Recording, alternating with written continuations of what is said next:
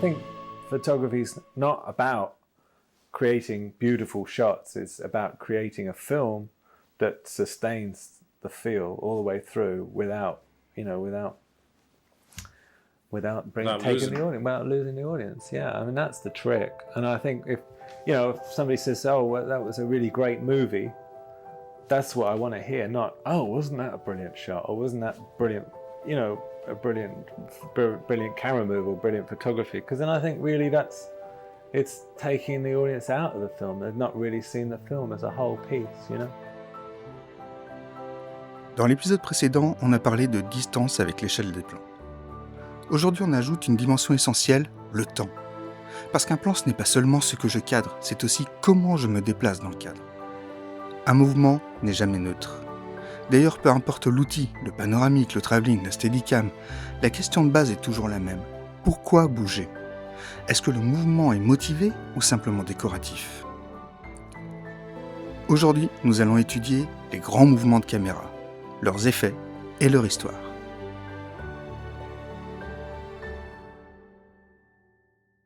Commençons par le mouvement le plus important, ne pas bouger. La caméra fixe, ce n'est pas l'absence de choix, c'est le choix de la stabilité.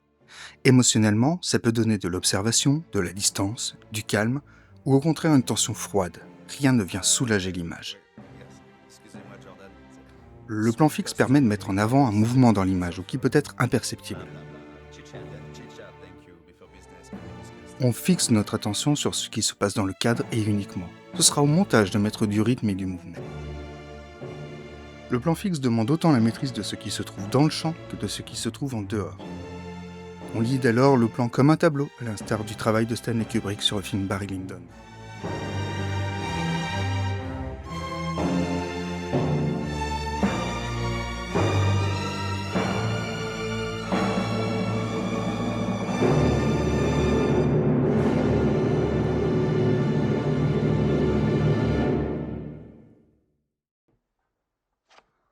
Le premier mouvement classique est le panoramique.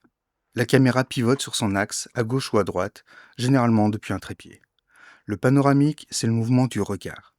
Il sert à suivre un sujet, révéler un espace trop grand pour le champ de la caméra, ou mesurer une distance entre deux éléments. Il peut également permettre d'évaluer une vitesse. Il sera largement utilisé dans les courses-poursuites classiques ou des images de course.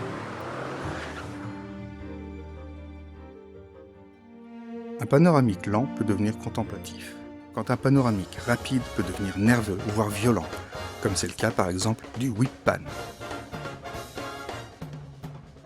Dans Casino par exemple, Martin Scorsese monte sa scène de jeu comme un va-et-vient entre les personnages qui se jaugent et s'observent. Les panoramiques filés font ici l'action, alors que les personnages sont globalement immobiles.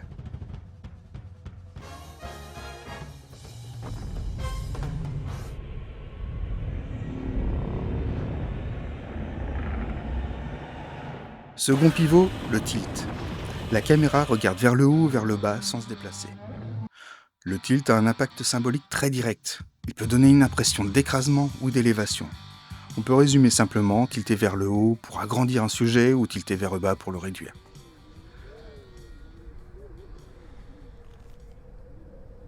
Dans l'ensemble, c'est un plan qui se travaille et qui demande de la fluidité. Un panoramique ou un tilt qui hésite, c'est un effet raté et perdu.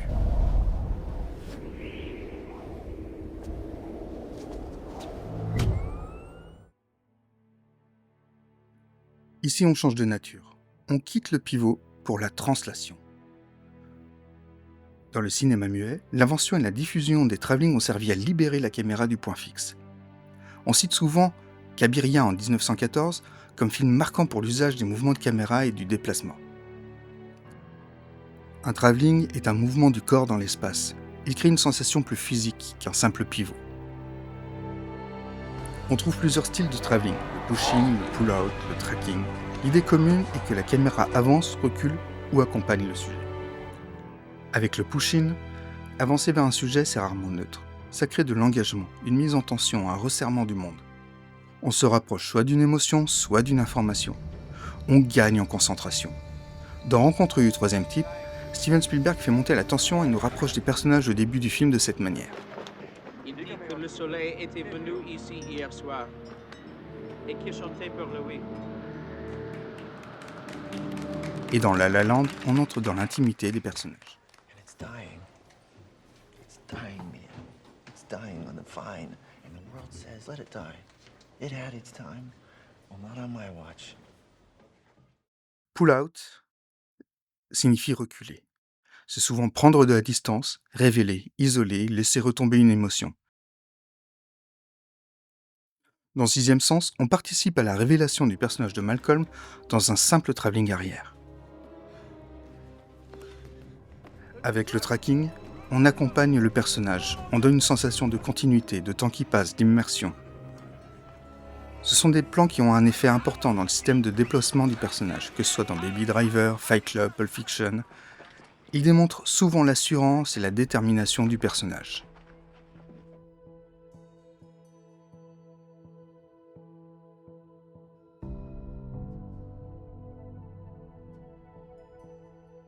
La grue, ou boom, ou crane, permet une translation verticale et souvent combinée. Monter, descendre, avancer, surplomber un élément.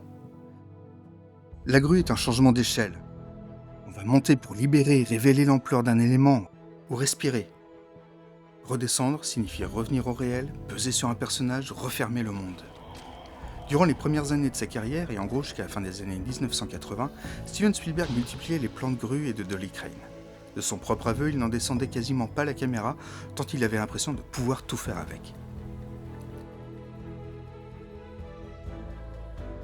On attribue souvent au film Intolérance de Griffiths, en 1916, l'un des premiers usages célèbres de grue conçus pour le cinéma.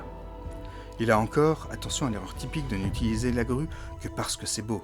Si elle ne révèle rien, elle devient un effet sans valeur. L'orbite, ou arc shot, c'est la caméra qui tourne autour d'un sujet. Ce mouvement a une force symbolique immédiate. Il met un personnage au centre du monde. Il crée un vertige. Il donne une impression d'enfermement. Le monde tourne autour de lui. Réalisé d'une manière lente, comme chez Tarantino dans Inglourious Basterds, l'arc shot permet de changer de point de vue sans rompre la règle des 180 degrés et fait monter la tension. Lorsqu'il est rapide, en revanche, il donne une sensation de clip vidéo. Michael Bay en a fait l'un de ses plans fétiches tout au long de sa carrière.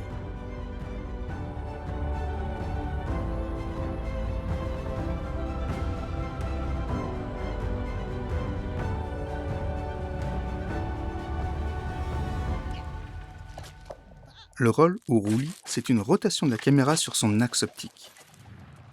Il va provoquer un effet de trouble, de bascule. Il peut aussi accompagner un mouvement, comme un personnage qui tombe, et il va augmenter la sensation de lourdeur qui va avec. C'est un outil fort et presque agressif. Dans Incassable, M. Night Shyamalan utilise un tel plan pour faire comprendre au spectateur le sens de la révélation et de la découverte des comics chez le personnage.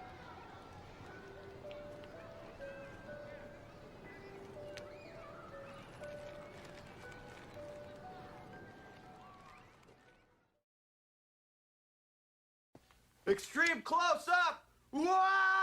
Le zoom n'est pas un déplacement de caméra, c'est un déplacement optique. On change de focale. On appelle d'ailleurs les zooms des objectifs à focale variable, ce qui change la taille du sujet dans le cadre. Mais contrairement à un travelling, la perspective, elle, ne change pas. Avec le temps, le zoom est un peu passé de mode, et on l'a essentiellement remplacé par le travelling. Mais le zoom reste utilisé notamment par des réalisateurs comme Quentin Tarantino pour renforcer un effet.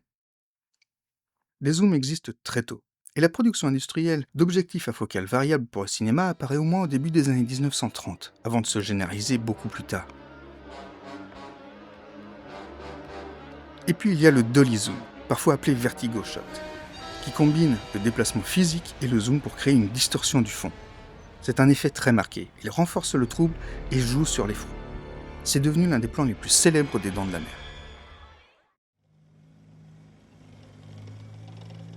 La caméra portée donne une sensation d'authenticité, de présence, de fragilité.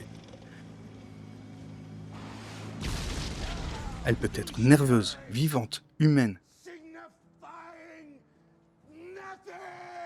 Mais mal maîtrisée, elle devient illisible. Elle a été largement mise en avant dans les films de la saga Jason Bourne, par exemple, comme un effet de style pour renforcer les combats.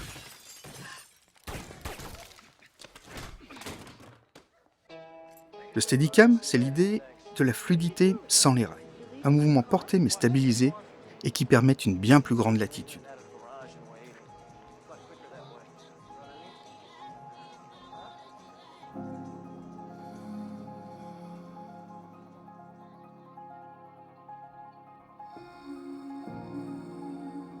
Garrett Brown invente le Steadicam au milieu des années 1970. Il apparaît notamment dans Bound for Glory et il devient célèbre avec Rocky ou Shining. C'est une révolution parce que ça change la grammaire visuelle. On peut traverser des espaces, des couloirs, des foules sans la rigidité du dolly. On voit en particulier cet usage dans la scène d'ouverture de Snake Eyes par exemple. Et aujourd'hui, gimbal ou Steadicam, même débat. La fluidité n'est pas une valeur en soi, c'est un choix de sensation.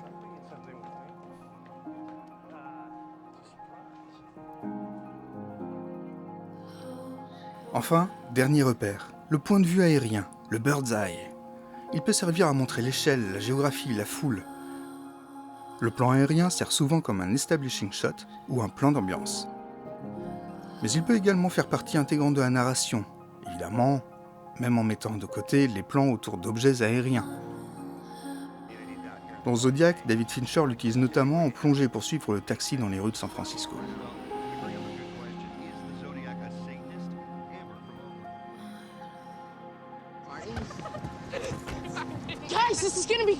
En résumé, il y a 3 familles simples. Le pivot, avec le panoramique et le tilt. Le déplacement, avec le travelling, la grue, l'orbite. Et la transformation de la perception, avec le zoom, le dolly zoom, le roulis, etc. Mais la règle finale est la plus importante. Bougez moins peut-être, pour mieux bouger. Un mouvement sans intention ne raconte rien. Et il vaut parfois mieux ne pas bouger du tout que bouger de manière maladroite. Dans le prochain épisode, nous parlerons des angles de cadrage. Comment la hauteur et l'orientation de la caméra changent la lecture d'une scène. Et si cet épisode vous a plu, abonnez-vous à la chaîne et mettez un pouce. On se retrouve très bientôt. In case I don't see ya, good afternoon, good evening, and good night.